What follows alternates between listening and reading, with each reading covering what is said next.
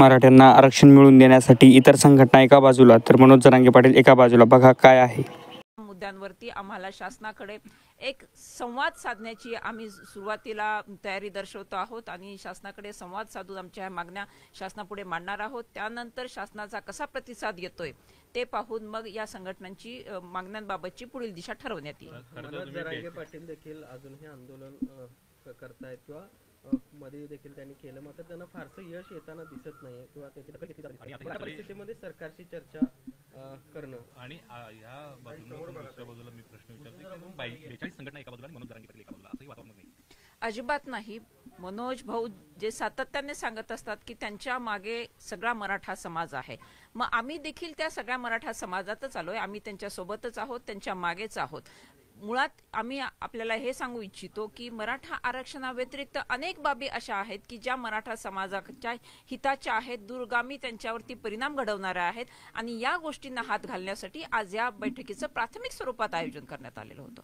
मोठ्या प्रमाणात मराठा आंदोलक आहेत ते या ठिकाणी गर्दी करताना आपल्याला पाहायला मिळतात आणि आज 10 वाजल्यापासून 1 वाजेपर्यंत ते या विविध विषयावरती विचारमंथन करणार आहेत. आणि आपण ज्या पद्धतीने म्हणलो मनोज जरांगे पाटील त्या जरांगे पाटलांना वगळून आलेले आहेत. या सगळ्यांची एक मूठ झालेली आहे, वज्रमूठ झालेली आहे.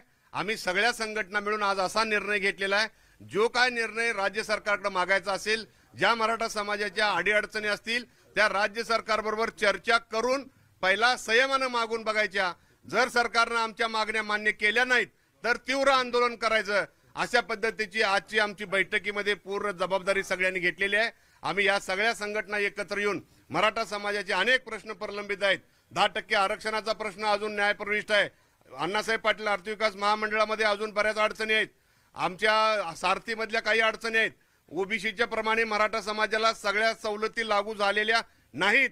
त्या सगळ्या सवलती सुद्धा ओबीसीच्या धर्तीवर ज्या सवलती आहेत त्या मराठा समाजाला लागू करण्यासाठी आमच्या सगळ्यांची उहापोह झाली आहे, चर्चा झाली आहे. एकमतान 10 ठराव पास करण्यात आले आहेत. त्या 10च्या 10 ठरावाची मागणी राज्य सरकारकडे तात्काळ पाठवून एका ठिकाणी महाराष्ट्रातल्या कुठल्या तरी एका ठिकाणी जिल्ह्यामध्ये अतिशय चांगल्या पद्धतीची राज्य लेवलची परिषद घेऊन त्या ठिकाणी माननीय मुख्यमंत्र्यांना बोलवण्यासाठी आदरणीय प्रतापसिंग जाधवांनी सुद्धा पुढाकार घेतलेला आहे. आमच्या सगळ्या संघटनांनी याला सगळ्यांनी एकमतानं पाठिंबा दिलेला आहे. अशा परिस्थितीत हा मराठा समाजाचा राहिलेला प्रश्न सोडवण्यासाठी आम्ही ताकदीने लढणार आहोत. खरं तर पहिल्या टप्प्यामध्ये सरकारशी चर्चा करायचं अधिवेशन 3 तारखेपासून आहे. 10 तारखेपर्यंत मुख्यमंत्र्यांची वेळ घेणार आहे. जर मुख्यमंत्र्यांनी वेळ देऊन आमचे प्रश्न सोडवले नाहीत तर बाकी तीव्र आंदोलन अधिवेशन काळातच आम्ही चालू करणार. महाराष्ट्रातील अनेक संघटना